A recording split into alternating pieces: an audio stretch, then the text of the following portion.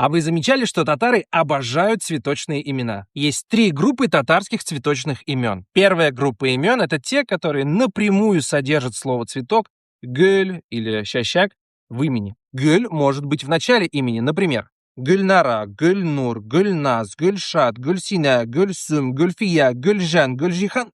Бесконечно. Также Гölь может быть в конце имени. Ойгölь, Нозлыгölь, Нургölь, Йозгölь. В конце концов, есть просто имя цветок — Щащак. И имя королевы в этой группе — Гölь-Щащак. Вторая группа имен — это названия цветов, но не совсем татарские, а скорее западного происхождения, в основном латинские. Например, роза, розалия, лилия, фиалка, ландыш, резида, азалия и так далее. Третья группа имен — это уже татарские названия цветов, у них в основном тюркско-арабское происхождение. Миляуша, та же фиалка, наргиз, нарцисс, сюмбель, гиацинт, колос, ляля, тюльпан, зейтуна, олива, маслина. А есть ли у вас знакомые с татарскими цветочными именами?